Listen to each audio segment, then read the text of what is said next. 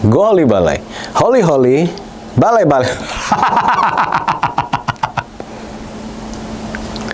Gue ini seorang relawan yang mempunyai ambisi. Ambisi orang gue modifikasi. Gue relawan bukan orang yang gak punya ambisi. Punya gue, cuman ambisi gue tuh memang gak realistis. Kenapa? Karena ambisi gue pengen jadi seorang presiden. Presiden gak bisa, gak apa-apa. Jadi menteri boleh. Gak bisa juga, it's okay. Presiden gak bisa, menteri gak bisa, gue jadi provokator. Biar sama-sama rugi. Enak aja lo. Relawan itu ada beberapa jenis ya. Ada relawan kesehatan, ada relawan pendidikan, ada relawan asal jadi relawan. Kenapa gue bilang relawan asal jadi relawan? Karena ada relawan yang datang cuman buat kocok arisan. Kocok. Siapa nih ya? Calon presiden 2024. Pasti kocok. Nama gue yang keluar. Tahu nggak kenapa? Karena gue doang yang main arisan.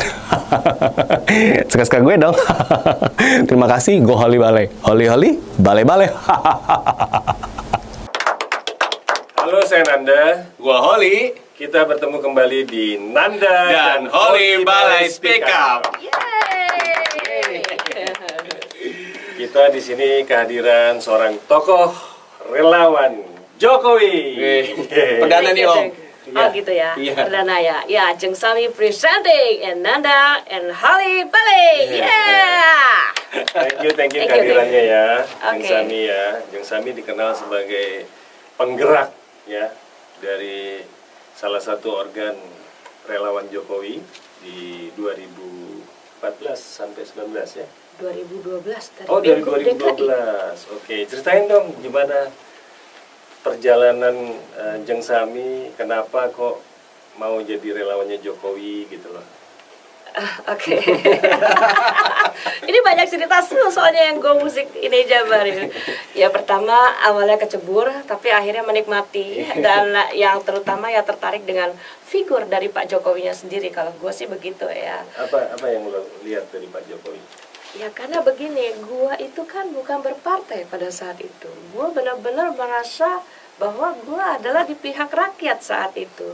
Nah, kita juga mesti terbuka dong bahwa ada banyak masyarakat yang belum tentu tertarik atau tidak suka dengan partai. Namun di sini gue melihat figur Pak Jokowi itu benar-benar berada di figur rakyatnya itu dan seolah-olah gue waktu itu yang belum masuk dunia politik merasa ya bahwa gue bisa mendapat kesempatan untuk membuat aspirasi di sini yaitu wadah relawan. Apa nama wadahnya? Waktu itu ya Sekber Jokowi Basuki ya. Oke. Itu Itu waktu mau jadi Pilgub. gubernur ya. Iya. Nah, habis setelah itu organ itu masih terus sampai Oke. ke 2014. Pada saat Pak Jokowinya lagi duduk anteng manis di tahun 2013, saya sebagai deklarator Kongres Jokowi Sedunia 13 Juni dan disitulah terjadi Kongres Sedunia yang memutuskan 8 negara. Saya menjadi salah satu komandan divisi politik dan strategi dan disitulah baru Sekber Jokowi Nusantara organisasi itu dibuat dan kita mulai mengatur basis massa 34 provinsi. Ada Gitu. berapa banyak tuh yang pendukung yang ikut sama Jeng Sami pada saat itu? Pada saat itu ya Terdaftar nggak? Ada banyak. data? Apa? Ada, iya ada. Karena begini, hasil dari kongres tersebut itu bukan hanya buat satu organ saja, tapi akhirnya gelombang saljunya menjadi puluhan organ, ratusan organ, yang akhirnya menjadi sebuah gelombang nahkoda yang besar dan peta sejarah yang terjadi di zaman DKI yaitu relawan, karena baru relawan politik baru terjadi kan di zaman Jokowi dan pada saat masuk Pilpres waktu itu jadi lebih pesat lagi Betul. pergerakannya. Saya tertarik nih, jadi relawan. Dulu tuh syaratnya jadi relawan tuh apa sih mindset yang harus kita bawa nih? Gimana caranya jadi relawan? Oke. Tapi ini perdana nih, di eranya saya dulu kan belum pernah ketemu nih Belum namanya pernah ketemu relawan. ya? Iya. Oh, oke. Ini milenial ya? Milenial. Oke deh, milenial. Kita apa nih? Kolonial. Generasi Z. Generasi Lebih Z. muda dong. Ya, ya betul. Oke, jadi apa namanya ya memang itu sebuah sejarah baru ya. Persyaratan dari relawan nomor 1 adalah hati, gitu ya. Kedua adalah mau tidak untuk bergerak, dan ketiga adalah kita mempunyai visi misi yang sama nggak, gitu, untuk pergerakan ini. Bahwa kita memilih figur tersebut apa berdasarkan figur aja, atau kita merasa bahwa tanggung jawab Indonesia ini bisa diemban oleh figur tersebut. Nah, sehingga militansi kita jadi muncul, gitu. Faktornya misalnya kan relawan Pak Jokowi ini, apa sih dilihat dari sosoknya? Bisa dari satu figur, mungkin dari garis keturunannya Pak Jokowi, atau memang dari kesederhanaan cara berpakaiannya. Kita kan, kalau saya ya suka dengan beliau karena orang sederhana banget. Itu aja sih poinnya. Biasanya presiden atau calon presiden yang sebelumnya tuh mentir, terus gayanya elit banget. Kalau dia kan nggak dimulainya. Iya. Bukan. Aduh, itu kan apa? Mentir. Oh, mentir. Mentir. Apa tuh? Ini. Kuping. Oh, bukan, melintir. Melintir, oke. Gue dapat barang bahasa baru nih. Iya, oke. Terus? Kayak gitu. Kalau saya dulu ngeliatnya dari perspektif yang sangat sederhana banget nih orang gitu kan. Kalau misalnya dari relawan itu apa sih sudut pandangnya biar gue cocok nih jadi relawan, jadinya kayak dia orangnya begini selain figur ya. Oke, jadi kalau bagi gue ini karena pengalaman pribadi ya, gue turut terlibat di dalam itu semua. Jadi pada saat orang pada isu Pak Jokowi, dan akhirnya gue juga melihat dengan mata kepala gue sendiri bagaimana cara dia belusukan. Jadi dalam satu hari itu udah langsung di benak gue bahwa ini Indonesia tidak butuh pemimpin yang banyak cakap, tapi Indonesia butuh pemimpin yang eksekutor sejati. Jadi proses percepatannya itu jalan. Banyak gerak ya. Iya, jadi ibaratnya apa ya? Dia bukan orang yang memang berorator hebat atau dan sebagainya, tapi dia langsung melihat masalah, menyikapinya, dan langsung aja turun ke bawah. Setuju. Soalnya ini bagian dari ini. Dia bisa jadi dibilang pelopor ya. Pelopor orang yang bergerak benar-benar belusukan gitu. Aku ngeliat gini, ini orang udah sederhana banget, belusukannya tuh kayak orang tuh pada antusias menyambut. Mungkin ini perdana ya, jadi orang melihat sosok seorang gila, orang atasan ke bawah, gue disapa dengan baik, terus ketemu langsung. Kalau kita kan dulu harus ada layernya, ketemu ininya dulu apa gitu. Pak Jokowi suka makan apa? Restoran Padang sederhana. Gak boleh. Sederhana kan? Karena sederhana. Ya, jadi makanannya pun sederhana. Pisang dan ngeteh. Dan nomor 1 jamu empon-empon. Jamu empon-empon. Kesukaannya dia. Kesukaan dia. Nah, terus sekarang kan Pak Jokowi udah mimpin ya. Hampir 2 periode ini udah mau selesai, sekitar 20 bulan lagi kita mau capres 2024. Nah, sekarang yang dilihat yang Sami, kepemimpinan Pak Jokowi yang dilihat berhasil ya, atas janji-janjinya beliau ini apa aja yang Sami bisa rasakan lah gitu. Ya luar biasa ya kita mempunyai presiden seperti Bapak Jokowi ya, karena kita selalu semua berteriak Pancasila, undang-undang ada 45, tapi tanpa sadar Jokowi sendiri sudah membawa Indonesia pundaknya ini ke tatanan pemenang dunia melalui G20, yang sebenarnya itu adalah harapan dari semua lapisan masyarakat bahwa Indonesia pun bisa jadi pemenang dunia dengan caranya yang alami dan natural seperti Pak Jokowi ini. Kan ada banyak janji Pak Jokowi ya. Tadi saya tanya, apa sih janji Pak Jokowi yang paling melekat yang di pikirannya Jeng Sami itu udah bisa terwujud gitu? Nomor 1 birokrasi. Wah, ya, setuju. Itu yang melekat ya. Kenapa? Karena dia benar-benar memangkas birokrasi ya. Di Pilpres yang pertama juga slogannya revolusi mental, karena SDM-nya dulu dibenahi. Setelah garis khatulistiwa dia benahi dari birokrasi dan SDM, baru dia naik ke atas sebagai pemenang dunia. Itulah hebatnya beliau. Yang terlihat memang itu ya. Iya. Setuju banget. Sebenarnya cita-cita harapan seluruh lapisan masyarakat Indonesia ya. Benar. Arti dari Pancasila itu ada di Bapak Jokowi yang sedang membawa dirinya saat ini. Tapi ngomong-ngomong, sekarang banyak isu di luaran ya. Ini kok makin kesini sepertinya oligarki semakin melebar kemana-mana. Mm-mm. Nah ini menurut pandangannya Jeng Sami gimana? Ya kalau misalnya oligarki itu sudah ada dari dulu ya. Tapi kita akan selalu dilingkari oleh oligarki ya. Tapi saat ini saya melihat dari figur Pak Jokowi itu bisa yang namanya memainkan instrumen ya, di antara para oligarki tersebut, namun kepentingan rakyatnya bisa berada di atas. Artinya dia bisa mengontrol. Iya, bisa situasi yang mengontrol ada itu ya. situasi yang ada. Itu yang di apa kelebihannya? Pak Kelebihannya Jokowi. beliau. Jadi dia nggak bisa di setel lah istilahnya. Iya. Oke. Gitu. Tapi setuju ya, memang Pak Jokowi ini selalu jadi bahan pembicaraan ya. Jadi Fenomena bahan, ya. iya, desas-desus juga. Nggak cuma di Indonesia. Iya, bahkan luar Dunia. negeri juga kan. Bahkan ini ya. Karena kan kita berpikir relawan itu sesuatu yang bersifat tidak ada gini kan. Kita kalau menjadi relawan kan pasti kan tidak menanti sebuah sebentar ya. Saya coba baca.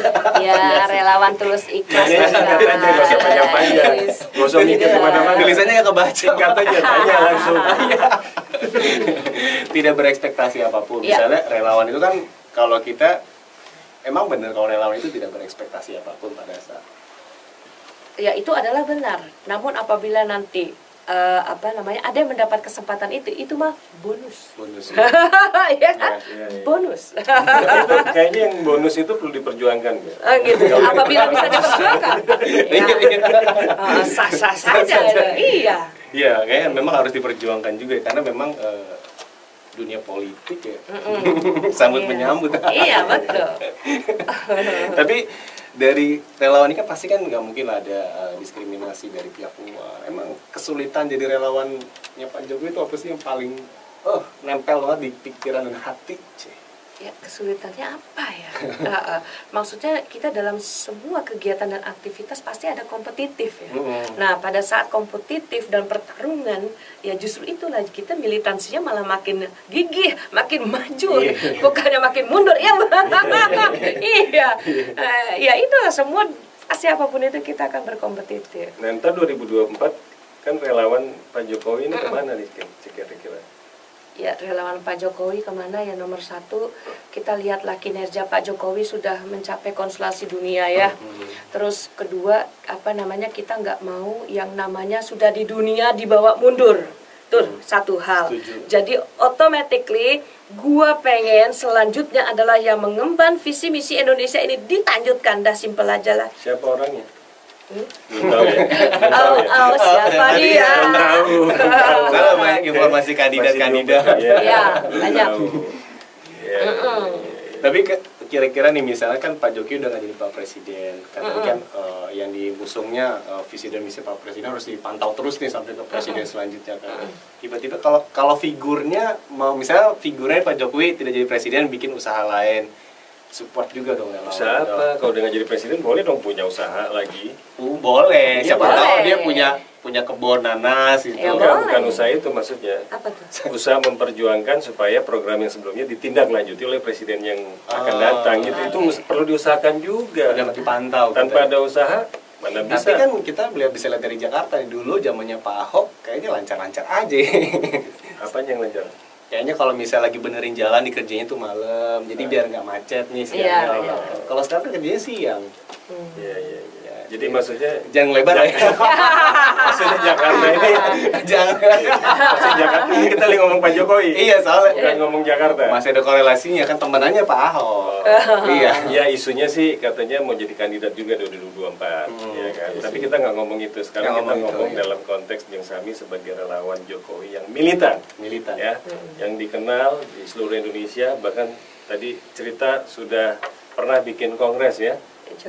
Jokowi sedunia gitu kan, ada Bersama 8 negara. organ-organ lain. Nah, Ya. ini ke depan nih kira-kira tadi pertanyaan saya kan sebenarnya belum terjawab secara eksplisit, secara jelas bahwa kalau relawannya Jokowi ini, kemarin Jokowi, terus kemana nih? Apa nunggu Jokowi perintah gitu misalnya nanti dukung A, dukung B gitu atau gimana nih posisinya? Ya kebetulan gue juga deklarator setia tegak lurus Pak Jokowi menemani hingga 2024 ya, otomatis itu menunggu komando Pak Jokowi. Gue sih. Tapi begini, Iya. komando Pak Jokowi sebagai calon presiden 2014, kemudian di 2019 relawan mendukung lagi. Iya. Nah, ketika sekarang kan Pak Jokowi udah selesai nih, setelah presiden 2024 ya kan, jabatannya selesai, beliau ini kan kader dari partai, ya, di mana PDI Perjuangan tentunya ada ketua umum yang memiliki hak prerogatif untuk menentukan siapa nanti calon presiden. Nah ini kira-kira gimana nih kalau konstelasinya di depan gitu? Ternyata Pak Jokowi nggak bisa menentukan gitu, karena kan partai yang menentukan kan. Iya. Betul nggak? Iya. Nah, ini kelihatannya Pak Jokowi akan loyal atau akan ikutin perintah ketua umum partai atau gimana menurut Jeng Sami? Ya kalau menurut gue pasti ya partainya Pak Jokowi itu juga akan menyerap seluruh lapisan aspirasi masyarakat, itu udah pasti. Karena begini, pada saat Pilpres belum terjadi, kita juga tahu kan Pak Jokowi tidak dikandidatkan untuk jadi presiden, tapi justru karena riakan masyarakat dari Sabang sampai Merauke, terutama 2013, dan organnya menjadi tumbuh pada teriak Pak Jokowi, akhirnya toh ketum partai PDIP juga mendengar aspirasi tersebut. Jadi apapun yang terjadi nanti adalah itu sudah pilihan terbaik dari aspirasi rakyat, dan gue yakin pasti kelas ketum PDIP pun akan menganalisa itu sebaik-baiknya, yakin. Artinya nanti akan ada keselarasan Iya.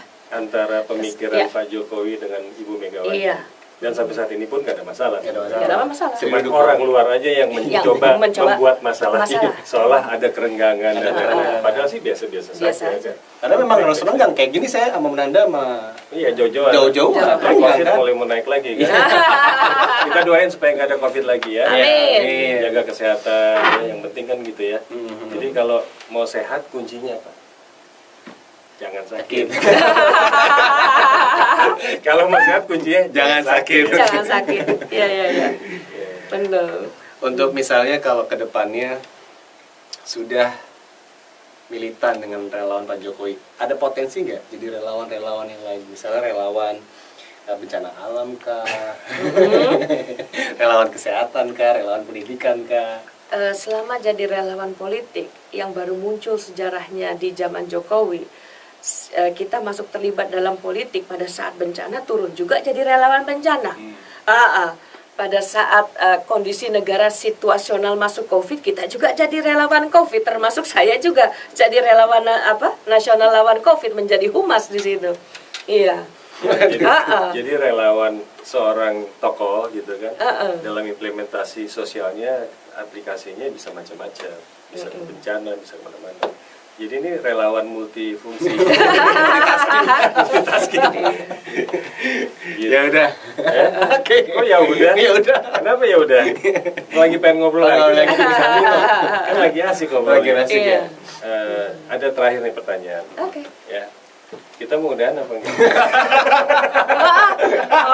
Gua aja betah ngobrol sama kalian. Oke. Sampaikan apa yang diharapkan oleh Jeng Sami terhadap Indonesia, lalu bagaimana Pak Jokowi nanti ke depan tetap bisa kita doakan ya sehat terus, bisa memberikan kontribusi yang besar untuk negeri ini. Nah, kira-kira pesan-pesan apa yang mau disampaikan sama Jeng Sami? Ya baik, saya sebagai relawan politiknya Bapak Jokowi ya, sangat apresiasi ya, khususnya telah membawa Indonesia sejauh ini, di mana saya bisa menyebut beliau adalah Bapak King of Service, bukan Lips of Service, karena semua apapun prestasi dan pekerjaannya itu sudah dinikmati. Nah, itulah Bapak King of Service. Dan dalam mengemban tugas misi-misi perdamaian, ya kita harapkanlah perdamaian ini bisa terwujud, karena ini sangat mempengaruhi 66 negara yang konstelasinya itu sudah semakin menurun ya. Dan perang Ukraina, Rusia ya, dampaknya besar ya. Nah, sehingga apabila itu terwujud ya, beliau bisa menjadi bapak perdamaian, dan harapan saya beliau nanti kelak menjadi sekjen PBB. Amin. Amin.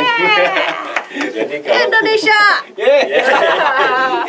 Jadi kalau King of Service, bahasa Indonesianya pelayan masyarakat ya. Iya. Bapak pelayan masyarakat. Gitu ya. Iya. Jadi itu julukan buat Pak Jokowi dari Jeng Sami, karena di tempat podcast yang saya sama Yeni, itu kita bicara juga kira-kira Pak Jokowi, kita rakyat ya, khususnya relawan akan mendolat Pak Jokowi menjadi tokoh apa gitu. Jadi Jeng Sami adalah tokoh pelayan masyarakat. Masyarakat. Bapak ya, Bapak pelayan masyarakat. Jadi BPM ya. Bapak pelayan masyarakat BPM kan. Kita Singkatannya. udah daftarkan ya BPM ya. Tolong jangan daftarin lagi. Catat. Oke, terima kasih banyak ya Jeng Sami ya. Iya, sama-sama. Ngobrol-ngobrolnya asik banget. Sebenarnya pengen lebih lama lagi, tapi Karena karena pertanyaan udah habis soalnya. enggak, sebenarnya masih banyak Masih pertanyaan. banyak, Tapi ya. Jeng Sami mungkin tadi bilang mau kemana ya? Hah? Mana ya? Mau ke rapat selanjutnya. Nah, selanjutnya. Biasa gitu loh relawan. Karena dengar-dengar gosipnya mau jadi caleg. Ya. Tapi partainya belum tahu apa. Oke, Amin, amin. thank you ya. Terima semua. kasih yang udah nonton podcast ini sampai dengan selesai. Jangan lupa di like. Di subscribe Dan di komen di sebanyak-banyaknya. Sebanyak-banyaknya. Oke, dadah. Dadah.